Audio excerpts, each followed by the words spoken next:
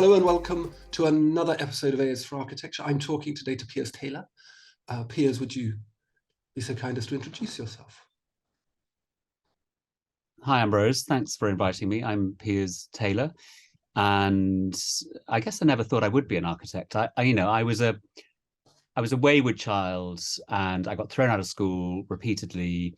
I have no A levels. I don't really have any GCSEs either. In fact, I probably have a couple of GCSEs. I've no A levels, and I didn't think architecture was something I could do or would do. And I guess when I was a kid or even a teenager, I didn't even really know what architecture was. So it's kind of surprising, I guess, 30 odd years later, I've wound up as an architect. But in a way, I don't feel defined by being an architect with a capital A, but I am an architect, and it's great to chat to you about some of the things that we have been discussing, which is, I think, the sort of fringes of practice and what everyday practice means and what happens to architecture when it doesn't have a capital A.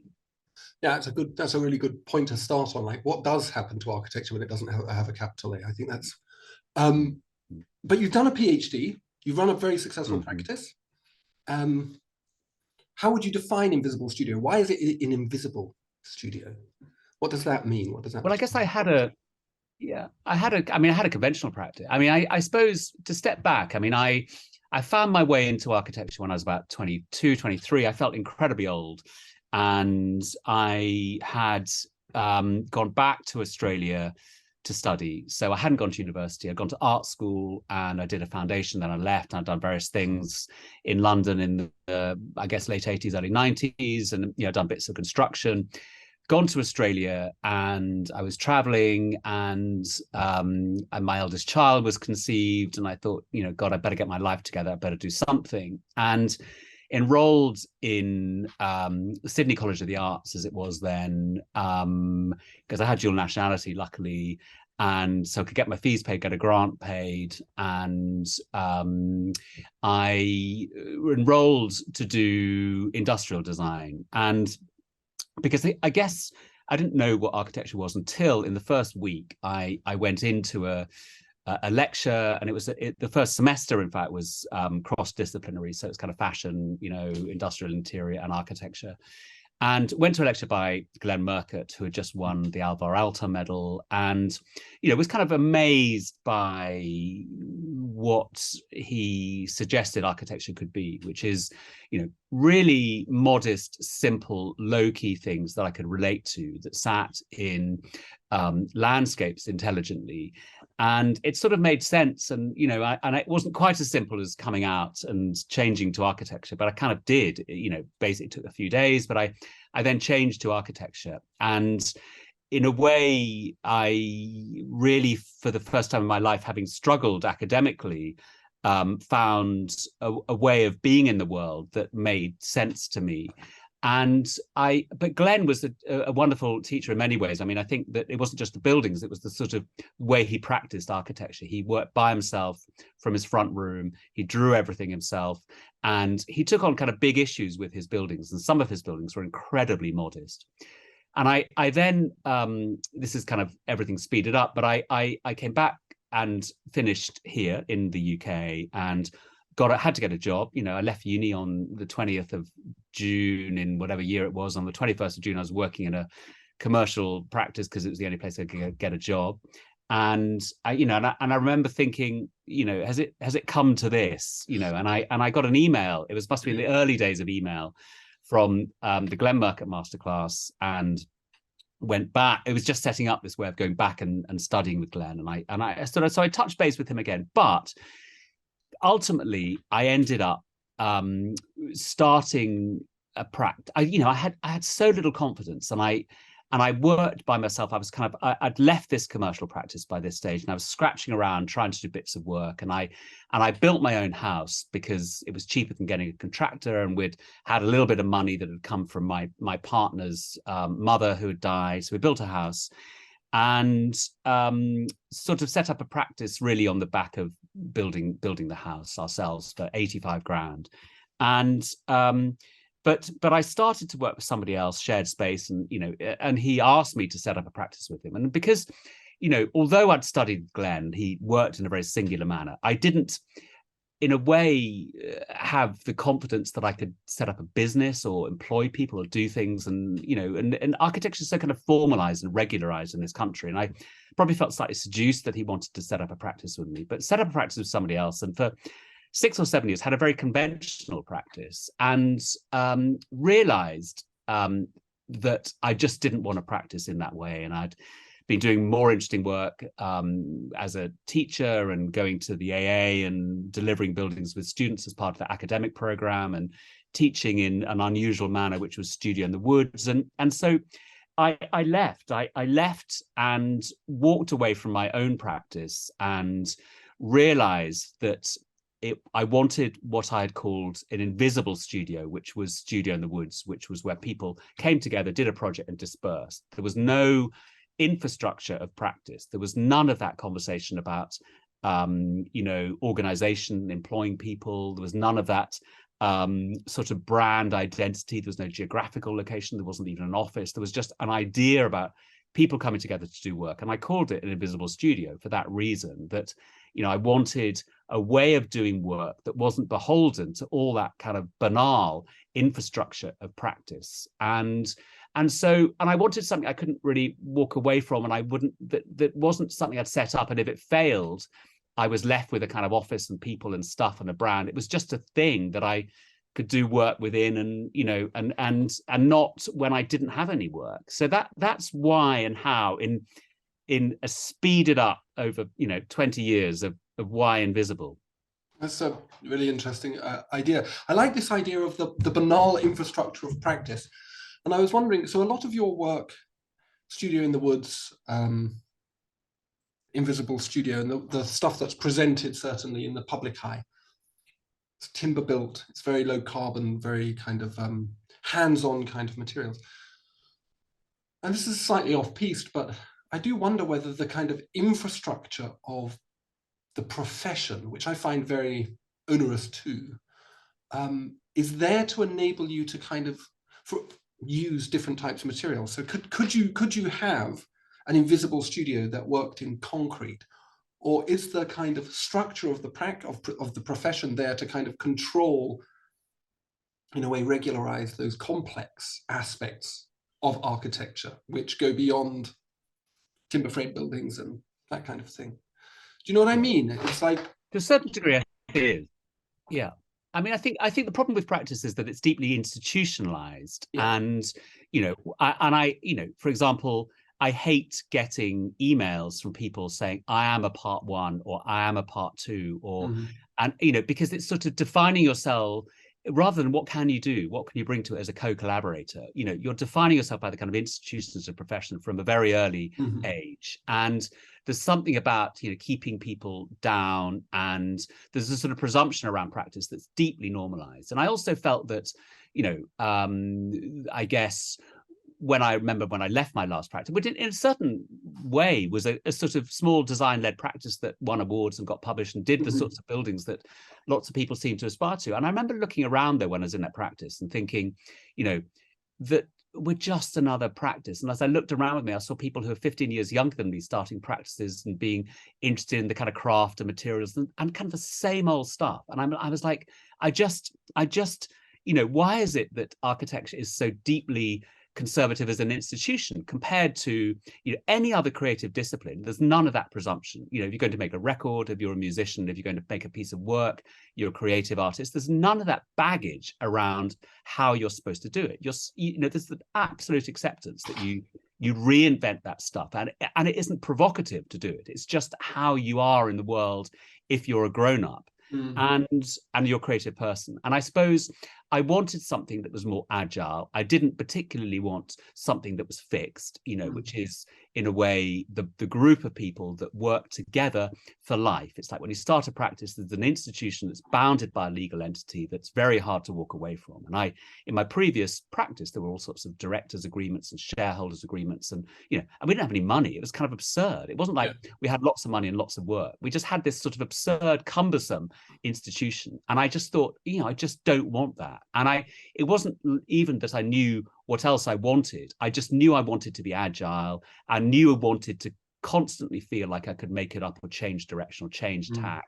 And so that was one of the things that I really held on to. And it took a long time to work out how to do it. And I did sort of try employing people, and that didn't work. It made me unhappy. And, but I think back to your question about could you do a studio in the woods in concrete and how do you upscale it? I think that what I really enjoy is that you can deal with all sorts of different issues as an architect, as someone who does, I guess, have a practice, is that, you don't always do the same things. And the buildings that you referred to, or the ways of doing or defining space or using materials that you referred to, which are the studio in the woods model, are this studio that I'm speaking from, and are the buildings that I've done in the landscape around this studio, and some of the other, they are in a way one way of making buildings. And I think of them as sort of three-dimensional sketches that are super informative for me and begin to help me navigate the world of other ways of doing things where we have to make a living and have to work for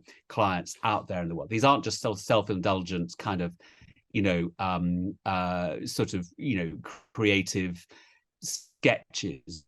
What they are is that it helps me articulate what I'm interested in practice generally. And so what I learned from these buildings is that doing buildings in ways where you don't predefine and control everything from the outset as a single and lone designer is really interesting. For example, there are lots of other things.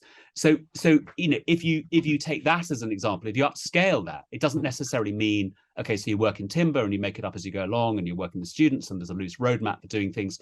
What it means is something entirely different. It's a process that is then contingent on wider sort of social structures or things that come out of a place, so that a big project that we did do, which is something called East Quay in Watchet, it's the gallery, it was £7 million, it took 8 years, we absolutely, and it was kind of made partly out of concrete, we absolutely didn't make the building up as we went along, but the whole process was so contingent. And instead of the contingencies being in the materials and the timber and the cutting and the students, they were actually in the politics and the social fabric of what we're doing and how it would work in a multi-handed way, what would leave open for other people to fill in. So it's a similar idea about looseness and contingency, just hugely upscaled. And the contingencies become different issues, if you see what I mean, rather than being about the materials themselves. That word looseness is really interesting.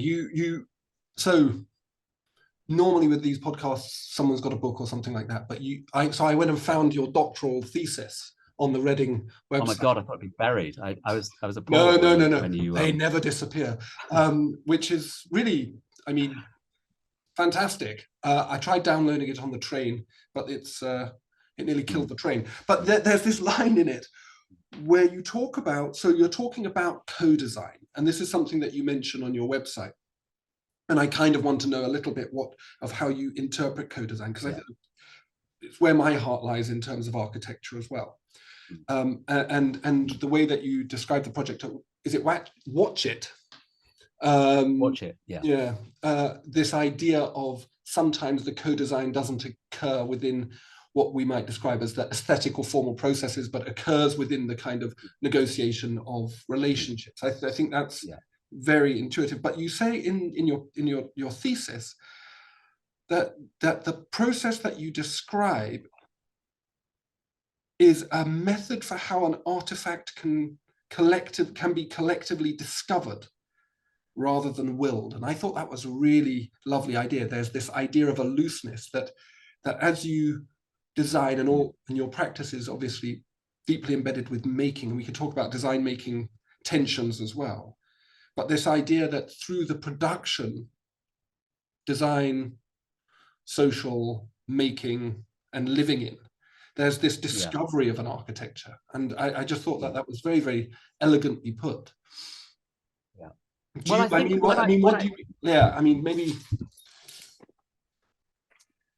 what does discovery what does that mean in that context? Well, I think so. There is this rhetoric that when we're at architecture school, it's or when I was at architecture school, you know, and to a certain extent, I think it's the sort of the rhetoric or the dogma that still exists, that, you know, we conceive of things in our mind, and they're kind of fixed, and we imagine this form so absolutely that we then communicate it clearly to others with a set of sort of binary instructions that, you know, is our way of being as architects. And it's so strong, and it's so sort of repugnant. It's sort of, you know, the Ayn Rand's anti-hero, Howard Rorkean kind of way of being in the world, where you are terrified of your vision as a genius, as a sort of usually white middle-aged genius male, being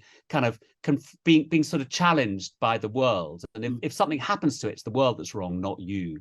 And I suppose also, you know, there's this question: if I'm not Glenn Murcutt and I'm not Corb, you know, and you're just another guy doing architecture, what is your place? If, you know, you're not, I'm not going to be Corb, I'm not going to be Glenn Murcutt, I'm not even going to be, you know, whoever. So what's your way of doing buildings that's interesting? Because I can't make another, you know, Ronchamp, or, you know, because, you know, and so, you know, how can you work in a way that's interesting? And I suppose, you know, what I realized through doing Studio in the Woods was that sitting around scratching our heads going, so what are we going to do, wasn't very interesting, and it wasn't very productive. And I found that conversation quite boring.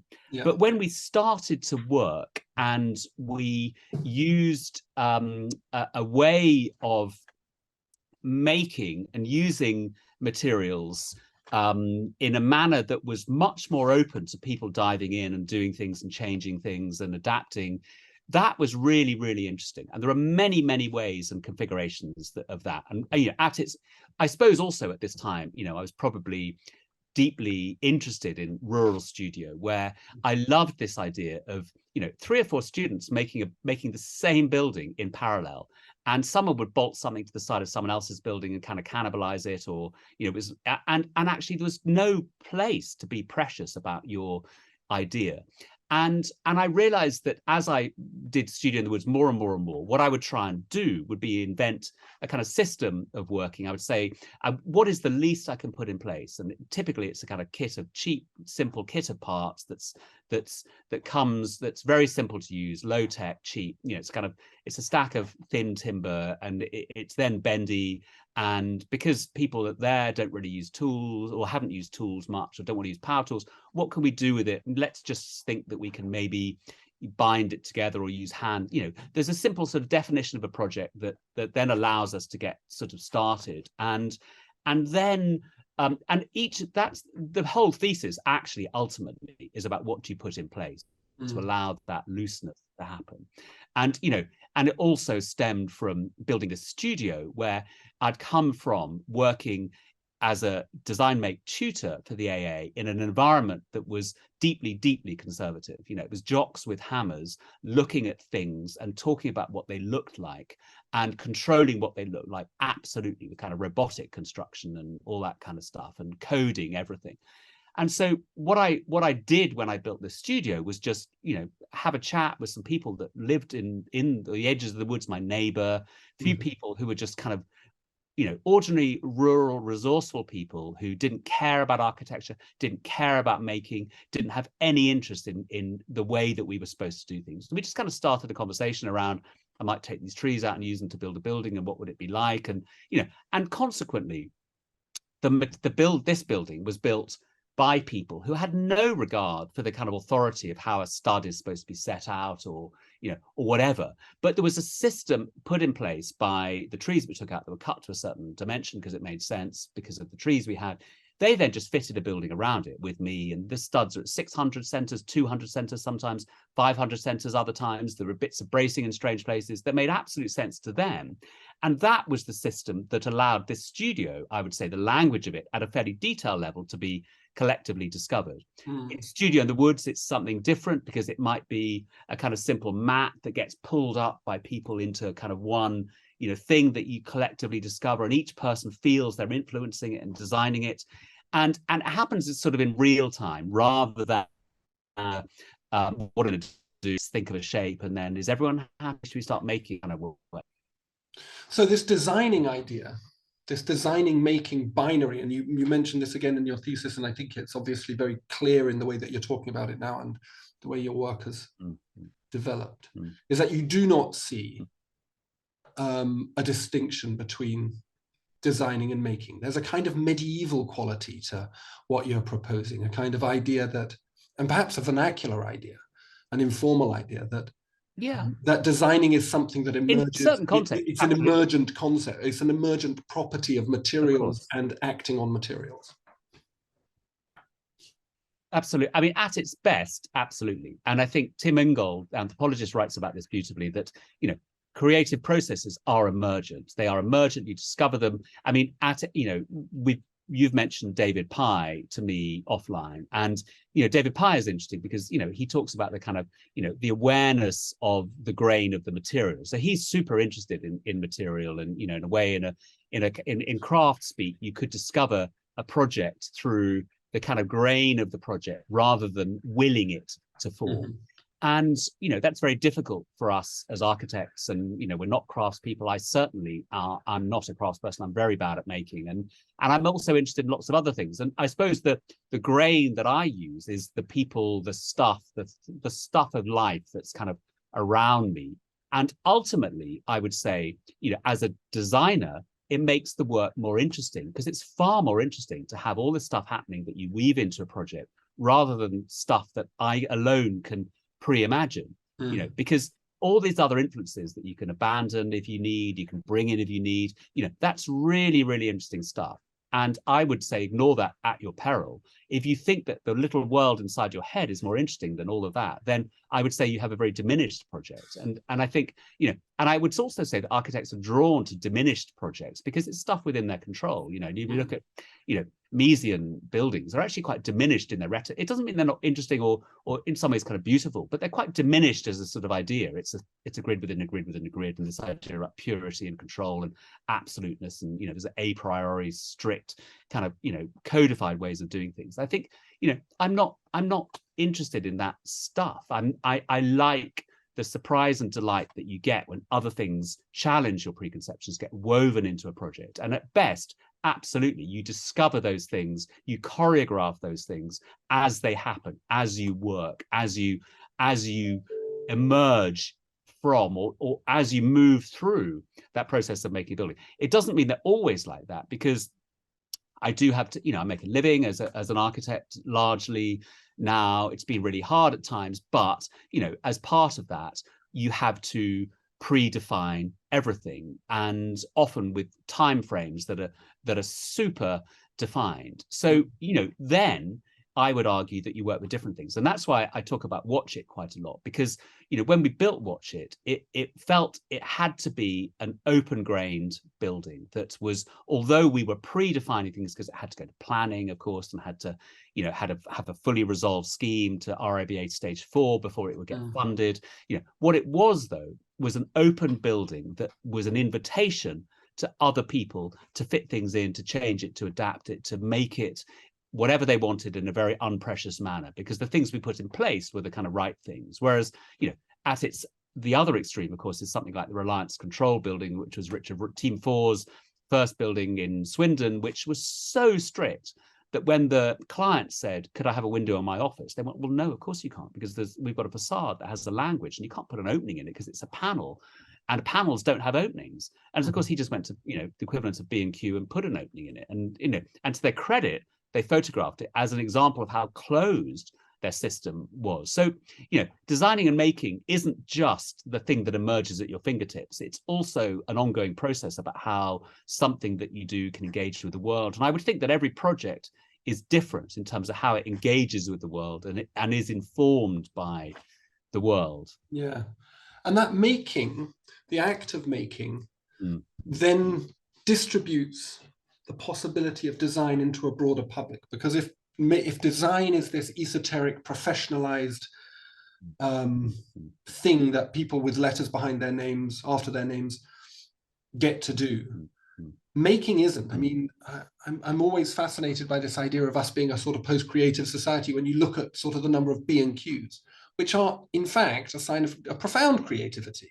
Actually, everybody who gets hold of a house with any kind of license to change it either through ownership or good landlordism will do very, very creative things. And so this making, to me, from what I've seen of you and as I understand it, is both a way of granting voice and agency to the recipients or the people that buildings are being imposed upon or collaborating with, but also it's a way of getting people to interrogate and understand their worlds, isn't it? It's like making is a very useful way of getting people to know the character of the materials that surround them.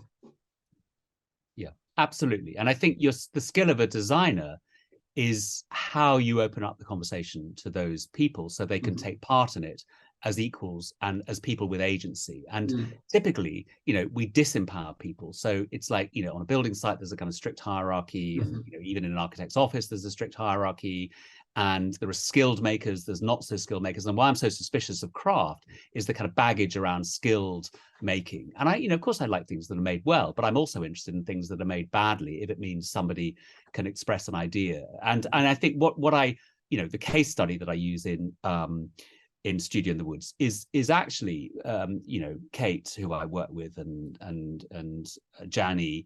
I looked at how they ran group projects in Studio in the Woods. And what I was really interested in is how all of these people that came from diverse backgrounds, some had no experience of making, some weren't architects, some had never, really even thought about what architecture was, some were older, younger, from all over the place. How was it that they could buy into this making a piece of architecture as absolute equals with absolute agency to control, things on their terms if they wanted? How could they feed into that and have such agency?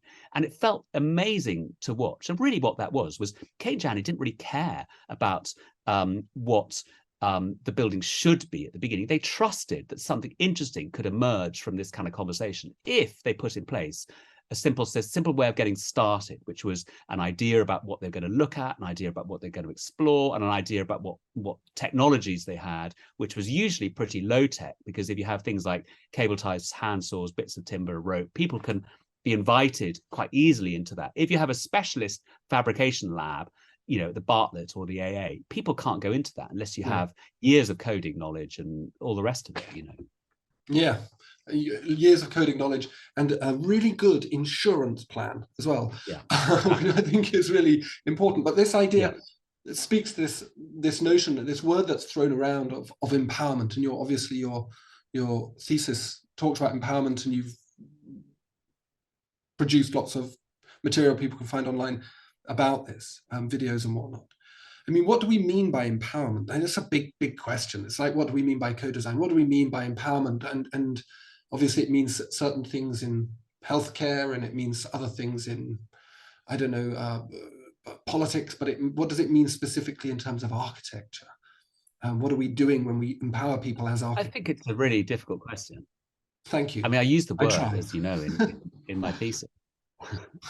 And it's a really hard question because it's a loaded word, and it's used in such a lame way quite often. And also it's quite dangerous to think, I can do this thing that will empower you. It's really quite dangerous to presume that, we have sort of, in a way, the authority to empower. I mean, but I think at best, what I think I meant by it, and I think there was a piece in the thesis where I did define it in certain ways, does it hand over a kind of agency to people? Does it allow people to grow and become stronger? Does it allow people to self-determine and do things on their own terms rather than and use judgment and use all these other things to define a project? And and if I look at those things, that then makes sense in the context of binary instructions written by architects for other people to make do not empower people. They cannot use their own judgment. They cannot become stronger through the process and discover things through the project because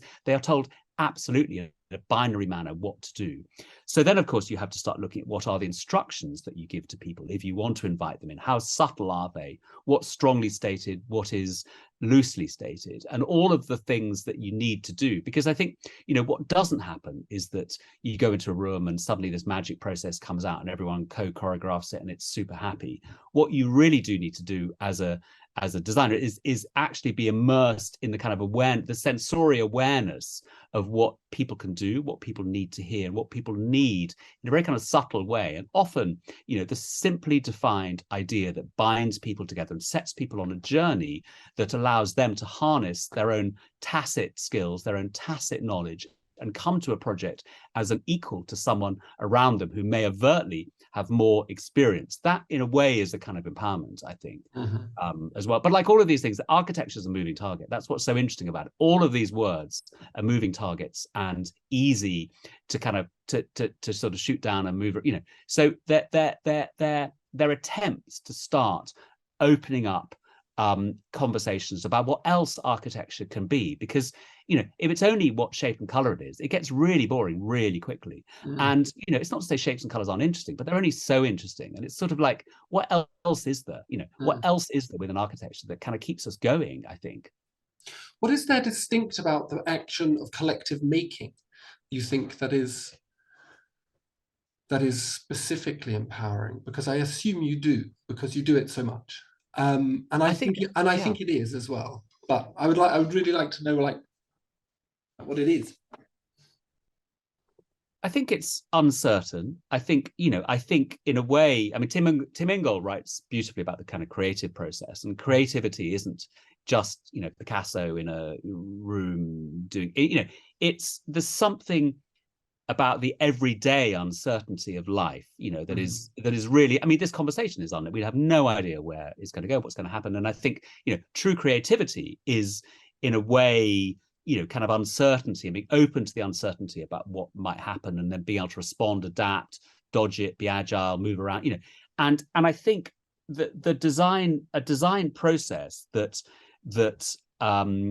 involves people other than yourself has more opportunity for those conversations with the world, and has more opportunity to make projects that are less scrutable than the projects that are still so dominant in our rhetoric, which is that of the simplified and purified modern project. And when I remember looking at an old building once, I was in the Lake District or Cumbria, Eden Valley, with my brother, having gone to see my father, and we're coming back across the moors, and we saw this series of old buildings, and I jumped out and I was photographing them, and my brother, who is an anthropologist, said, what is it you like about old buildings? Is it that they're so inscrutable? And I think I said, absolutely, that is it, because what I love about old buildings is you can't see when they began, when they finished, who did what happened, but there's a kind of thing that binds them together. And when we look at architecture, architecture starts at a certain point and it finishes at a certain point, and it's fixed at a certain point when it's finished, and it's photographed and it's put in a magazine, and it's like that forever.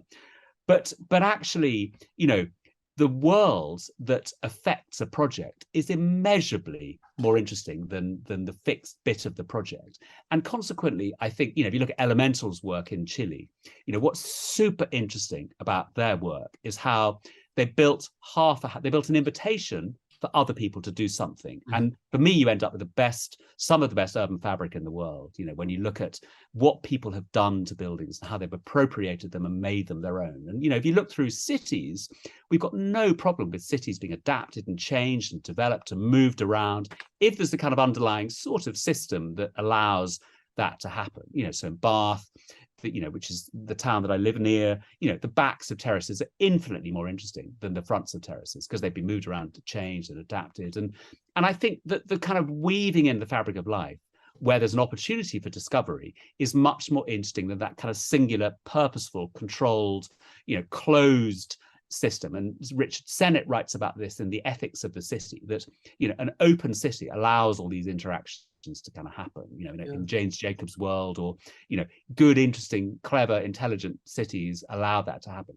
Closed cities don't allow that to happen. They're fixed, they're ordered, they're defined and controlled, and those kind of chance encounters get banished. And I think the collective is is conversation. The collective is the kind of breath of life. And I think, maybe if you ask me, that's the kind of big professional manifesto, I suppose. But why, I think the subtext of the question is, why is it interesting for me? And I think there's several things. I mean, I came from a relatively modest family that was quite kind of neat and quite ordered, and it felt quite diminished. There were kind of 2 kids. My brother was away a lot, and I was at home a lot. And so I wanted, for me, I have quite a big family. I have 4 kids, and I love the kind of chaos of life. I love being I like my domestic environment being challenged. My mother was somebody who was super controlling, and she's kind of woman, middle class. I'm afraid we had a cleaner. I was sent out, had to go out when the cleaner came, because my mother wanted, we had rooms that you weren't allowed to sit in and use. And I guess I thought that that's not a very interesting way of being in the world. And I remember going back, when I went back to Sydney in about 2001 to do this Glenn Murcutt masterclass that I've alluded to. I went to stay in a house that was owned and I think designed by my tutor. Actually, he was house sitting, I think, but he designed it. And it was a white house with kind of white stuff, and it was super ordered and super controlled. And I remember putting my bag down, my pen leaked, and he was frantically paranoid, and I couldn't move anything, couldn't touch anything, I couldn't be in the house. Then I went to a house by Richard Leplastrier that you had to get to by boat, and it's kind of like an exploded campsite, and it was so kind of generous in spirit. And he lived there in one room that all opened up. There was no furniture. He had his mother's old chair in the corner.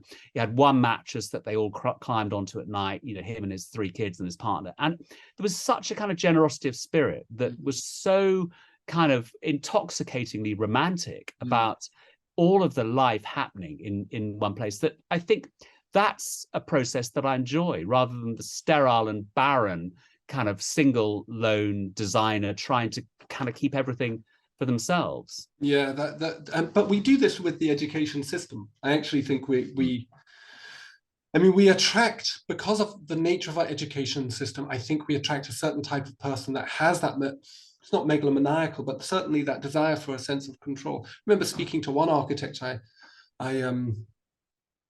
I worked for, who expressed a genuine admiration, a genuine sort of, dare I say it, erotic energy towards the idea of getting other people to dig holes for them, which I thought was very strange. It jumped right out at me. But there's a couple of things. You mean as in the puppet, as in having people out there? Yeah. I didn't realize until that point that was a thing, and I think I've increasingly realized that it is actually very, very central to the normative practice of the contemporary architect. And you've talked about this issue around practice. There's another quote from your thesis: remove the artificial, the design making process removes the artificial break between designing and making that most contemporary contracts require. So it's even this kind of incredibly neat, distinct, discrete way of working is actually almost, because of our professional status, it's almost unavoidable. To keep your letters, almost unavoidable. Yeah, and I think that's a very. I think also, we're terrified of risk, but also terrified of loss of control. I mean, I think that the deeply ingrained in our education system is that one of singular control. I mean, I think elsewhere in the thesis, I sort of talk about Bob Shield talking about the design process is a series of negotiated transactions. So every time you hand over a set of drawings or something, or communicate an instruction to somebody else, you negotiate a transaction. But that transaction, in his terms, is one that is right with the opportunity for loss. So every time in his mind you get handed over something you hand over something to somebody else, there's an opportunity for that idea to be diminished because of the way they interpret it. So the way that you set yourself up is to try and control something so perfectly there's no opportunity for loss. And in Bob Shield's design make world, that's robotic construction, because you could just program something in and it cuts out, he cuts out the middleman. And I am really interested in what happens if you invite the middleman in.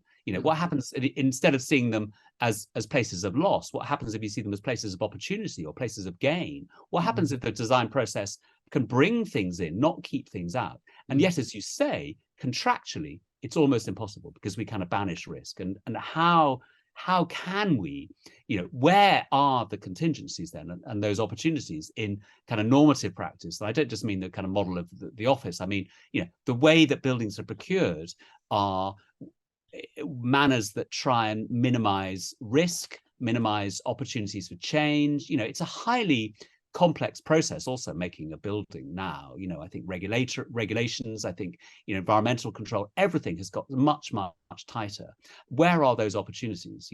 And it's interesting, and I think I think in a way we keep trying to sniff them out. Or I suppose I keep trying to sniff them out, but I think it's hard to find them, those opportunities, in projects that have a time scale and a professional client and so on. A bit of a tangent, I suppose. There are two questions that I want to ask. One is the way you're describing your practice and the intention of your practice.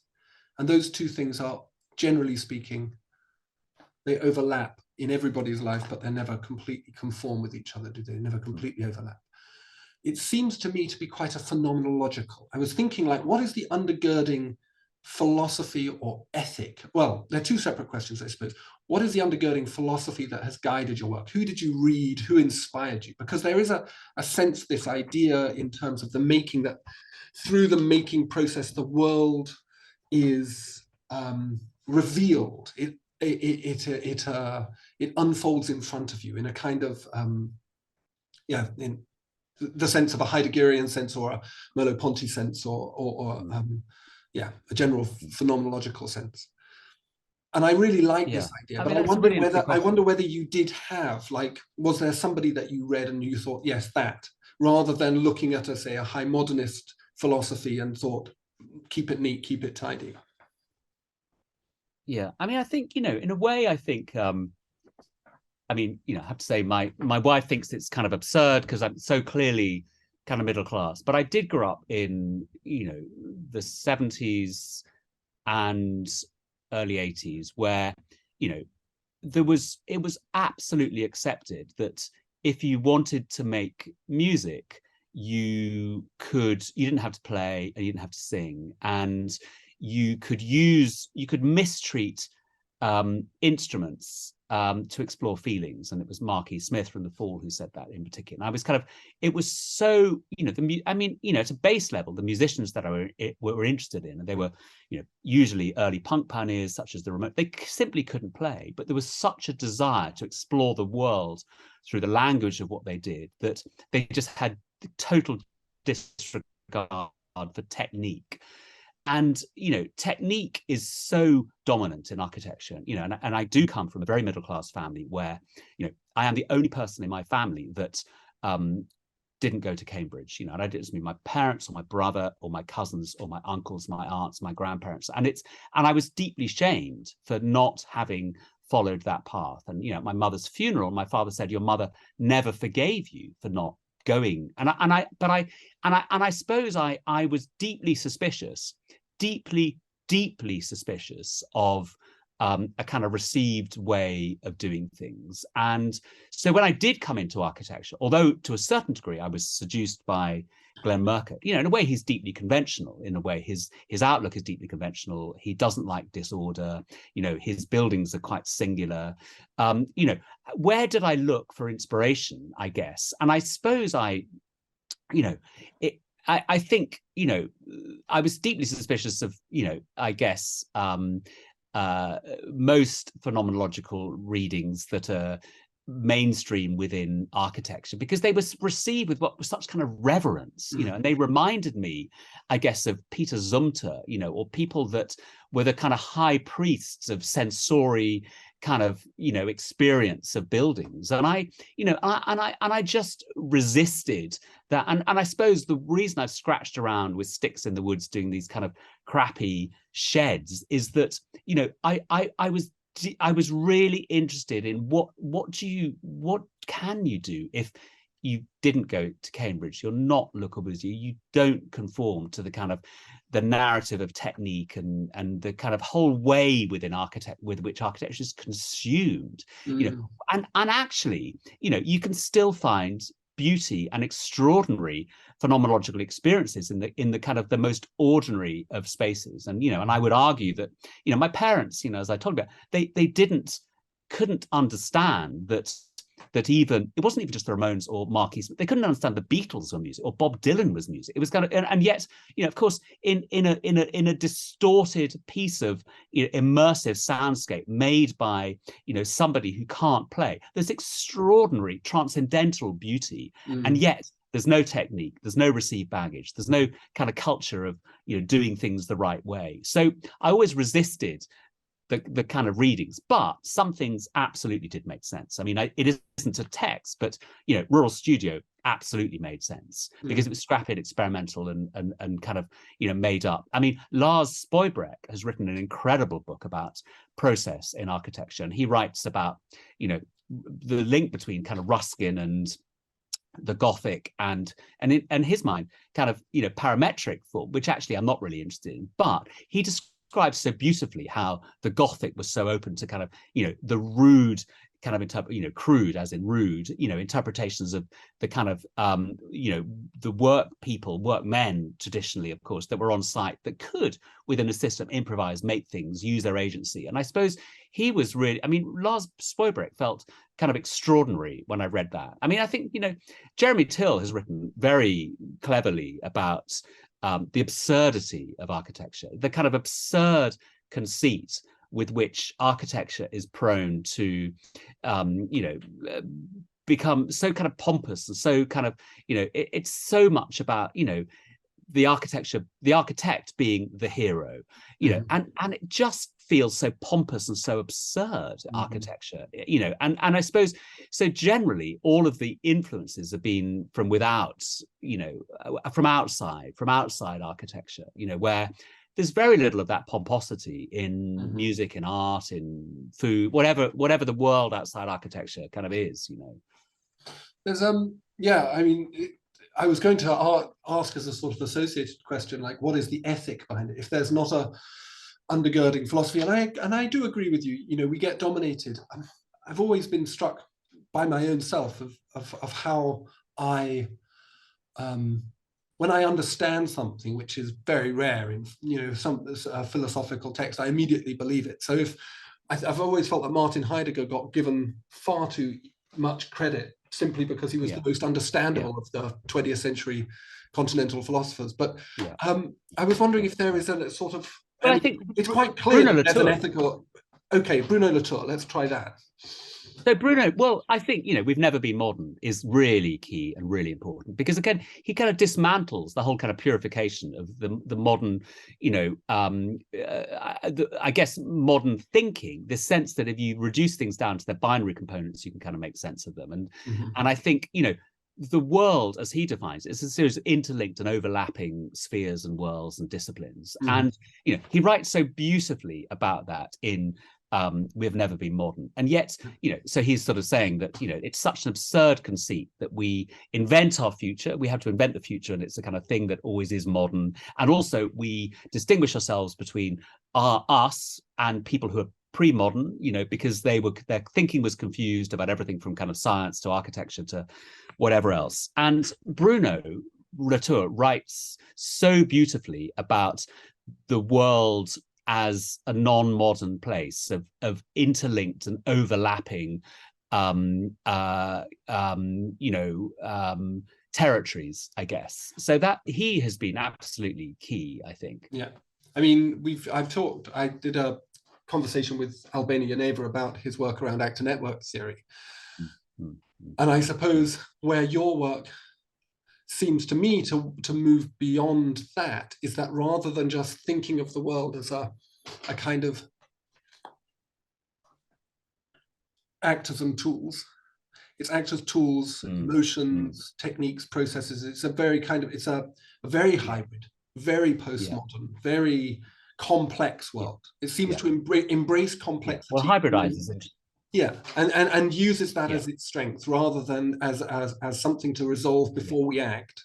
You say the action exactly, occurs through the complexity. exactly, exactly. I mean, that's in a sense the philosophy, I guess, is that, you know, that you know, it is through the kind of hybridized worlds of interactions that Yeah. that things happen, and things are discovered, that and also that the world doesn't need to make sense. And there's such a lot of kind of sense making in architecture, Yeah. where you know, and such the sort of, you know, such sort of dominance of the logical, you know, the reductive sort of you know, tendency, as we've said, to purification. And I think, you know, Bruno Latour's world is immeasurably less diminished than that, when he allows us to kind of bask in the world as kind of hybridized set of, you know,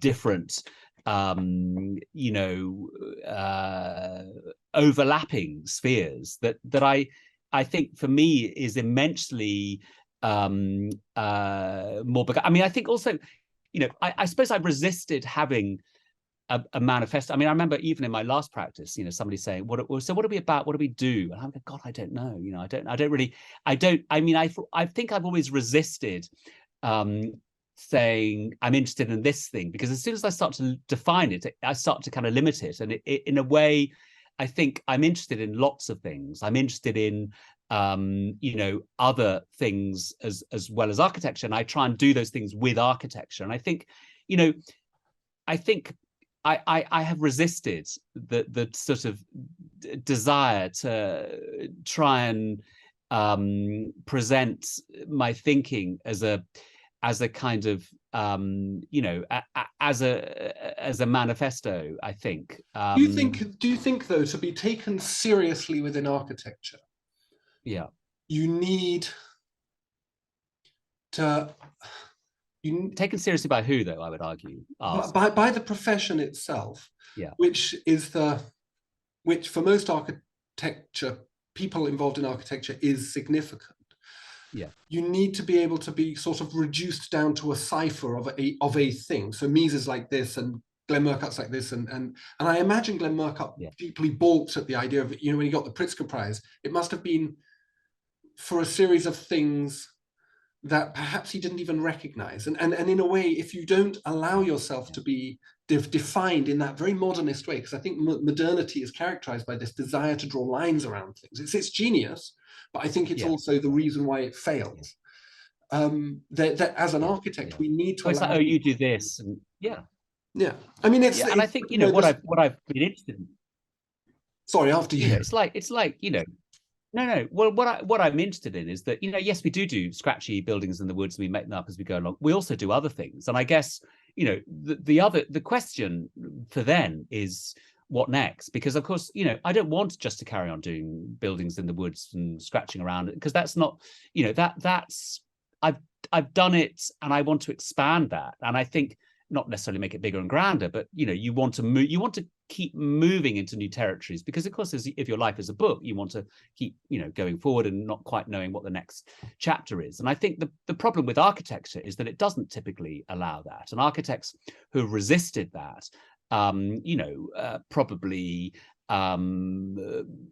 less recognized, because I think, you know, the world of architecture loves sort of limiting what people do. Glenn does that, you know, as you said.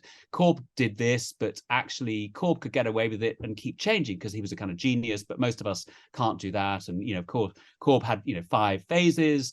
But I really think also the danger is that even in doing that, we kind of we add to the kind of pomposity that architecture has any kind of meaning. I mean, I think that, you know, in the world of making buildings, which is 98% presumably, or probably 98.99 point something percent, aren't defined by architects, aren't made by, you know, they're not designed by architects, you know, that none of that stuff matters. They're just there. They just exist. They just change. They just adapt. They haven't defined their designers, you know. And as soon as architects, we dive in and start, revering them as bits of vernacular, again, it kind of falls apart, because Yeah, what do you do with that? It limits it. And I think the world outside of architecture doesn't need that kind of simple definition. And I think, in a way, I think for me, I might just sort of stop doing architecture. And it's not to say I won't carry on doing some buildings, but I think, the world of architecture, where you do a building, it's received and it gets judged against work you've done previously. It gets published by somebody that, wants to write. I mean, that whole, it's like, it's so sort of limiting, I think. And I think it's so belittling, I suppose. yeah. It's so kind of, I say it's so humiliating for grown-up people to have their lives and work reduced in such sort of literal ways to things that have to fit certain kind of categories of stuff. I was wondering, I don't want to take too much more of your time, but there's kind of two questions on my mind. One is that you have expressed, I think, very beautifully and very it's very interesting to try and get my head around the kind of mind, the kind of person that produces work like this. I'm not a psychologist, and I'm not pretending to be a psychologist, but do you think it requires a certain type of person to be the kind of architect you are? Because you are, because there are other architects that I've spoken to who have, I think, because I can't do it, rather heroically been incredibly diligent in the unfolding of an architectural identity to themselves, and have curated, in a way, a backstory which gives them this status. They've pursued that. That's something that was meaningful to them, and I find it impressive, because I couldn't do it. I'm much more. I would say I've probably got ADD or something along those lines. It's got to be something new every day, otherwise I kind of get a little frustrated. Do you think there is a certain type of mindset which is required to do what you do? I think so. I mean, I think so. I mean, I don't have, a color-coded sock drawer, and I am quite chaotic about certain things, and our house is a tip, and I guess it's the type of person that doesn't need or want to control the world. And if I look at all those people, and I love some of them. I mean, Neil McLaughlin, or even Glenn, or Foster, they are all control freaks. They all want to make the world into something that approximates an image that they have of themselves, and an image of order. And I think that I think it's a kind of, so that's partly why, going back to one of your first points, that a certain type of person becomes an architect, because they can navigate that whole way of thinking, and that whole sort of system that encourages that type of person, which is the doing well academically, the knowing which boxes to tick, typically doing kind of maths and sciences, getting into an architecture school, conforming to a system, then moving through it with a set of kind of boxes, and then giving people what they want that fits a certain sort of way of making space that's received with a certain kind of reverence, that has its origins not just in the modern movement, but in kind of classical architecture. And all of that stuff is about kind of authority and control. And I think there are people that do get off on that stuff, and I think and I think, because of the sort of background that I've described to you, where I resisted quite a lot of that stuff, that's probably why and I think it comes back to probably a type of person that enjoys the opportunities that, like, the unexpected, the looseness, the chaos, the mess, the disorder, all of that stuff. I would suggest, if I think about other architects I know who are interested in that kind of, they're typically people who aren't control freaks. They're people who are open to the next encounter. Whereas I suspect that Norman Foster, he's probably a very interesting man, but I think that he probably tries to limit the scope of the project. Whereas, I think with us, we're trying to look at what could the project possibly be? Where can it go? What could it be? It can be anything. Whereas I think with the Foster project, you probably know pretty early on what it's going to deal with. I haven't quite answered the question, but I think ultimately it comes down to a kind of patriarchal control. That's the type of person that becomes a successful architect, and it's kind of repugnant, really. Well, it's sort of irrelevant to our age as well, isn't it? I mean, Exactly. you're not going to, Exactly. I was looking at the House of the Year, the RIBA Mm, House of the Year awards, mm, and there was this mm, one that was built in suburban London, mm, mm, occupying vernacular languages, mm, mm. but producing a house that was, to all intents and purposes. Oh, hold on a second. Hold on a second. Sorry, that was someone breaking in. Yeah, and I couldn't quite work out how on earth they had how on earth this type of building can still be being given this kind of or Yeah. suggested for this kind of award. Essentially, an incredibly lavish project, a Mm, two-person house mm, in a very big plot in a very expensive part of the world. mm, mm, Extraordinary richness of materials, to be honest, and mm. we're using the same tools, aren't we? We're trying to do but anyway, we go on about that. I was just wondering, how do you educate people in this? How do we take this into architecture schools? How do we take your methodology and your approach to the world of making and design and bring it to people without, I don't know. I say, mean, for I think, example, if we haven't got the resources of a space or like the AA, a country park yeah. lots of money. I mean, I do think that you know, the indoctrination happens very early on. That there's a design project that is given to one person that they develop in a kind of singular fashion. I think that has to change, and I think that we learn by doing projects together, and we learn by valuing what other people can bring and not being threatened by what other people can bring to the design. But the education system is such that the way that we validate students' work is by assessing their individual contributions, and it's such the whole education system is very sort of dominated by the sense of the individual or being able to assess the individual. And I think my instinct is we have to move away from that. We have to be able to develop projects together as a kind of collective way of doing things. And I think that I think that part two, I mean, in general terms, I mean, part one is a very good sort of introduction to the culture of architecture, as was, in general terms. And I mean, I would start, well, one of the ways of starting is in year one, where you do things differently right from the beginning, because as soon as you come into year one, you are indoctrinated in the culture of architecture, who the high priests are, what the codes are, what the conventions are, what the rules are, what happens when you break the rules. All of that stuff is presented to you very early on as a kind of, that's the frame.